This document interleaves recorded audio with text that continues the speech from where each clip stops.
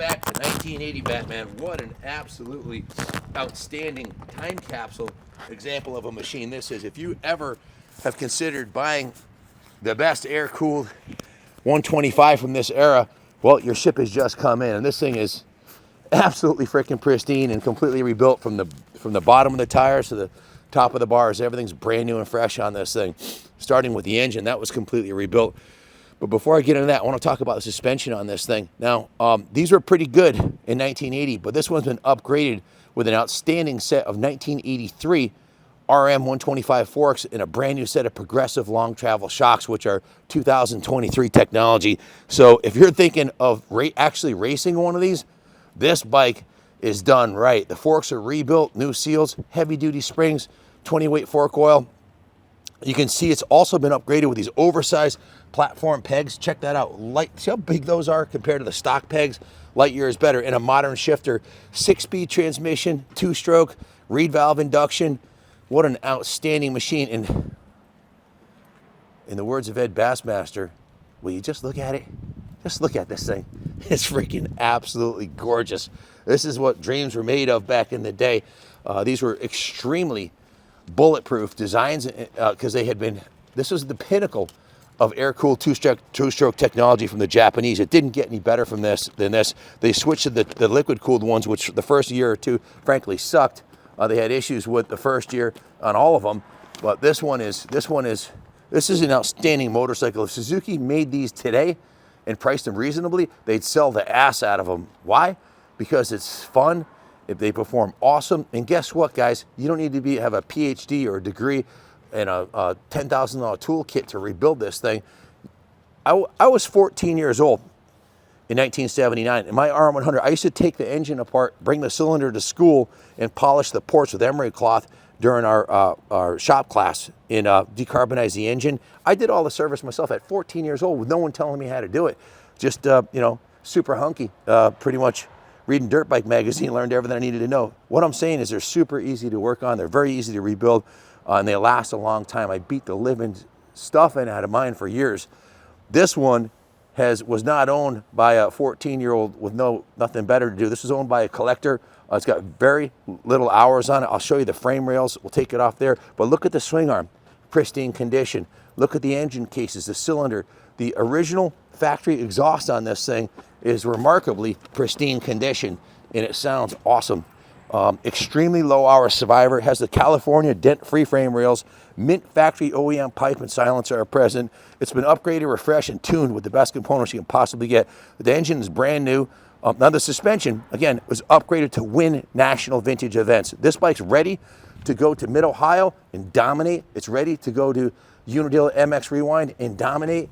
Did I say it looks outstanding too? So the performance and the cosmetics are second to none. Has a new Sudco Mikuni flat side carburetor. Zoom in on that. When you hold this, I wasn't even hitting full throttle up the driveway. Only the last run did I do full throttle. I was going like 3/4 throttle. The thing hauls ass.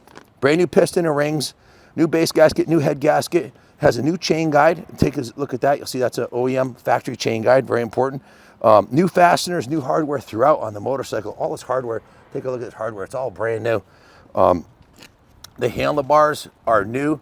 Aluminum handlebars with a new Suzuki crossbar pad. It has new grips on there. These are the Pro Taper grips. It's got a new MSR clutch lever and perch with a quick adjust on it. New MSR brake lever, perch and quick adjust. All new cables, new throttle, a new front number plate, new front fender, new fork boots to go with the newly upgraded front forks and brakes, which were also off the 83, so the brakes have been upgraded also.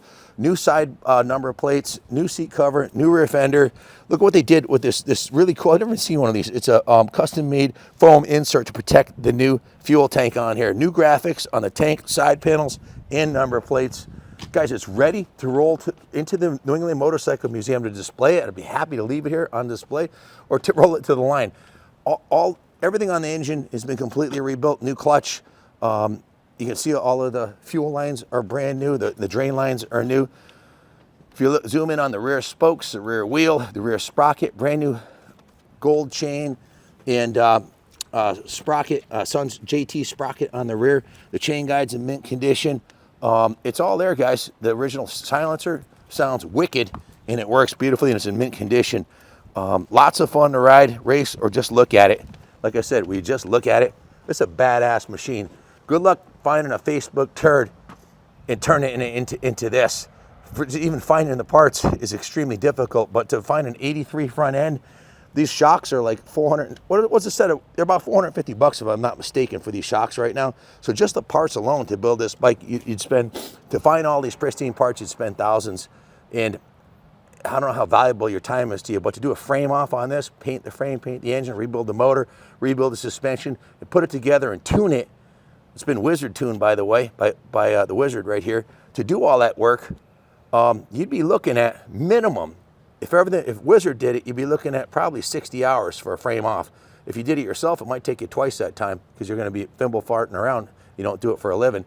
So as far as the shop labors goes, there's thousands of dollars. We bill out at $120 an hour. So you're looking at, to do a frame off on your bike, if you dropped off one you want to frame off, the labor alone would be over $7 grand. Then you got the parts, and then you need a good donor bike. So we couldn't duplicate this bike for what the asking price to buy it now is. So it's an excellent value. Kaplan America approved. This bike is a bike I'd sell to my best friend or have one of my kids race, or I would race this exactly the way it is right out of the box. So the engine's rated for 22 horsepower stock. I think this has more than that because the engine's brand new and it's got the new improved carb twin air filter. The engine, the ports have been cleaned up and ported slightly. Again, the pinnacle of air-cooled two-stroke engine development. One of the best 125 MXers that you could ever have from this era. Still competitive today, a good rider. You put one of the top riders on this and it'll probably smoke all the local amateurs on this bike right here. Put Roxon on this or put any one of those top guys on this and they're just gonna absolutely fly on it. This bike won multiple national and world championships. It's a true time capsule, super fun to ride, fast, and it shows you just how good the bikes were 43 years ago. This is an exciting time to be a racer. They were coming out with, if you compare this bike right here, this 1980 to a 1975 TM125, and it looks like it came from another planet and it has alien technology because it's so much better. You can't even compare the two. Just a fantastic motorcycle. Ready to take to the line at Unadilla or put it on display. Let's show you the bottom of the frame here. You can see these original frame rails, which are hollow, are pristine. There's not a single dent on this side, not a single dent on that side. The engine cases are mint. That's unheard of. The paint rubbed off on here is because we keep it on a stand. But you see this hollow tube in the front here? Mine would have been all bashed in. These frame rails would be beat up. And the Craigslist turd that you think you might be able to turn into this doesn't have a frame like that. And of course, the engine case is cylinder. Once the frame is played, all the metal is worn out on it. You know, maybe they're a good bike to play ride on, but not a bike you'd want to restore. This was done on a pristine original chassis. All the work's done.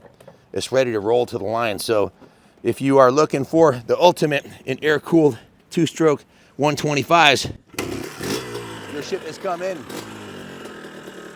Look at this thing. Let's do a walk around.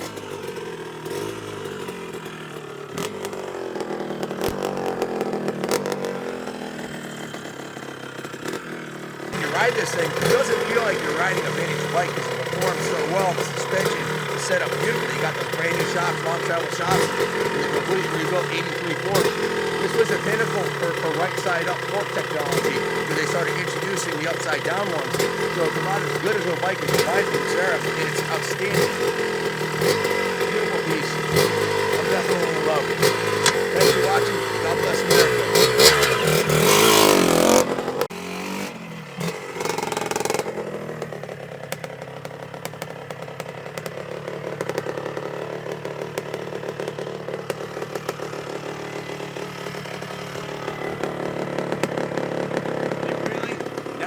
Better than this. It doesn't get any better than